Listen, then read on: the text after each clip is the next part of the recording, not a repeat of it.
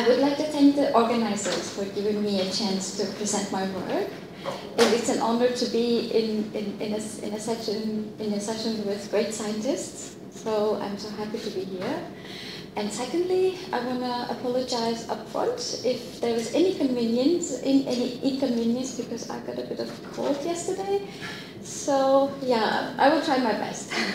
So now, my subject is the in vitro 3D model of the hair follicle culture, but improving the cultures and adapting them to a dynamic chip system.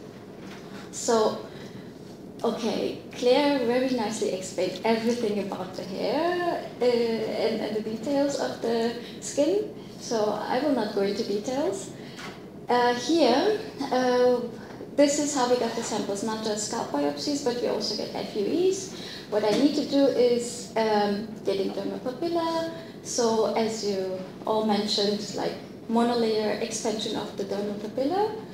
And at this stage, I co-culture them, I combine them with skin HD max and form a neopapillae. So this is, the idea is like mentioned, forming a spheroidal culture to make them remember their memories after expanding them. So this happens in ultra-low attachment conditions. And then we didn't stop there. What we wanted to do was a model which can mimic the hair follicle in vitro, especially for substance testing. So for that, we also used melanocytes and auto-rooted keratinocytes. And after forming the neopapillae, when we edit these cells, then it becomes a microfollicle. So this is basically a 3D model which is a differentiation system for keratinocytes. So it takes some time until it forms, until they differentiate. And of course, also Aaron mentioned, the efficiency is not always so good. So to look into a little bit of the stages or how it happens under light microscopy, I think some of you already know about this data we published a few years ago. So in the beginning, keratinocytes adhere very loosely. And after that, they stretch and they start to form layers like sheets. And yeah, and some of them also start to polarize. And when they start to polarize, by chance, occasionally they also form fiber-like structures. So we can also look at the scanning electron microscopy data. The neopapilla at the neopapilla stage, this one. So we can already see the ECM deposition from the cells, and at the microfollicle level, they already start to polarize. And what they finally form it's like a villus-like shaft. So it's not like a terminal hair. It is small, and this is the system. This is the limitation of the system that we know. They need more nutrition. They need a perfusion. There is no vasculature connected. So what we wanted to do is improving the system, or how we can improve this system. So in our lab, what is available is a multi-organ chip. I will not go into detail so much because we use this system for many other organs like liver, neurospheres, skin. Basically, what it has is 2 circulations. This is 4th generation. We were working on the 5th generation to adapt. But basically, these 2 areas are the culture regions. So these are like the areas that we can put whatever culture you want. And this is a microfluidic device. In total, it's like these channels have like 20 microliters. And it's the also very special thing about this is it has a built-in pump system, which is mimicking the heart, producing a pulsatile perfusion. The importance will come later of this pulsatile perfusion.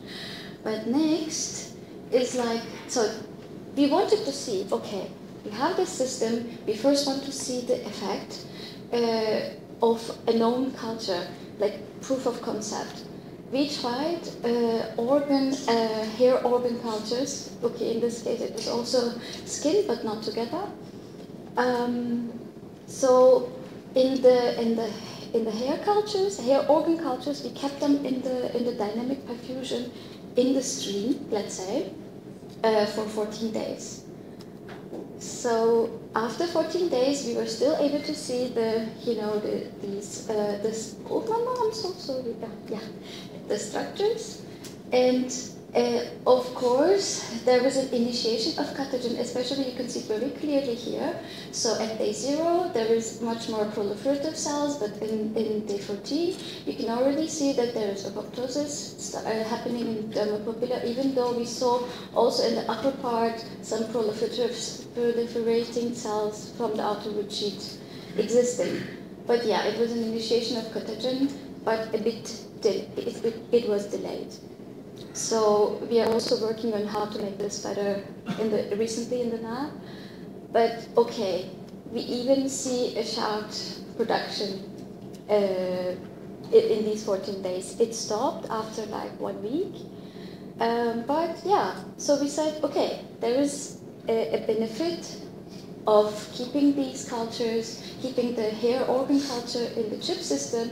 So why not that I use this system to adapt to my hair follicle cultures, the microfollicle cultures? Because the also problem happening during this culture system, it takes around 2 to 3 weeks. Thankfully not, 6 weeks. They also fuse together, which makes it much more difficult to for the nutritional support and everything.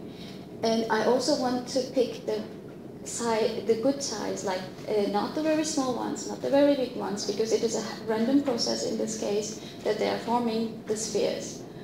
So, and I want to keep them in order, and I want to perfuse them. In this case, okay, the chip system is good, but I need some sort of a vessel, an interface. And for that, I use a polycarbonate microcavity system that I put the microfollicles on top. So it is basically really just small cavities that giving a support, a direction to the microfollicles. And it looks like this this is the real size, this is the scanning electron microscopy. So with little holes providing perfusion with each direction. That is the special part of these microcavities. And they are thermoformed in around 300 micron size. Yeah, so I thought this is a really good system for me to try out if it's really working good. And then I also combined this with the endothelial cells. So we also coat the whole surface of this microfluidic device with HD Max.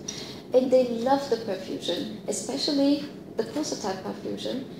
In around 24 hours, they elongate, and in around 48 hours, they coat the whole surface of the chip system. So this is kind of a 2-organ culture system, so to say, with endothelium and the microfollicles together. And that is the system I used. And so this was how it looked after day 5. So it's still not perfect. So there are still some empty holes that to be adapted. So they were after 14 days. They were still in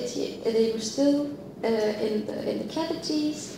And what I wanted to see was, of course, if they are still forming sheets and if they are polarizing. And I was able to see that as well after 14 days. And if I look at the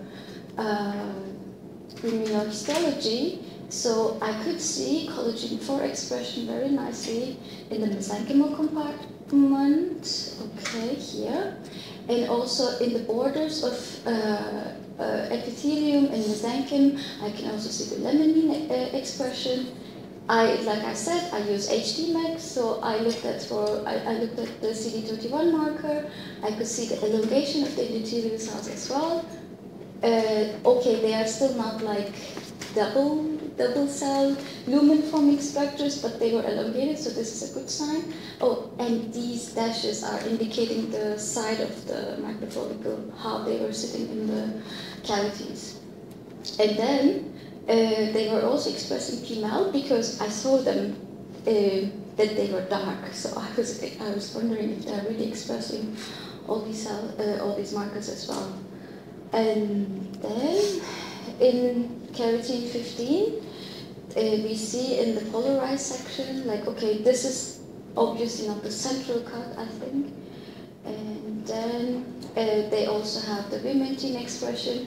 And what was really interesting is they also start to differentiate and express keratin 25 around the center.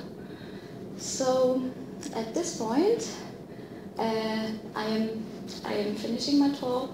Hopefully, you will have more data soon. I will share it with you, and I would like to thank to my group, to our funding agency, to my graduate school, and my lovely group, Professor Lauster, Uwe Marx, and Gerd Lindner, who was my mentor doing this work. And I know the poster session is over, but you can still visit my poster if you want to have more details.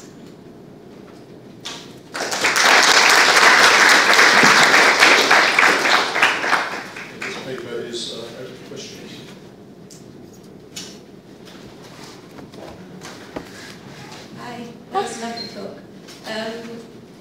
Did you put the microfollicles into the microcavities before they started elongating? And yes. Did they then elongate in the correct orientation, like going upwards? Or? So I saw like differentiating microfollicles around 90%, but it was, I have to say, it was very hard to assess to see if they are really producing something, because I always observe them underneath, or I cut them and I see some fiber-like things. The fibers would go up. I can't really very surely say yet. And then did you coat the microcavities with anything like laminate or fibronectin or base? In this experiment, not. Because when they were, so I also tried to coat, so there are like different versions I try. So when I coat them, they actually very likely to grow out if I just put the microfollicles on top. So they don't really, especially if they stay not in the cavity but somewhere on top, they just grow like crazy.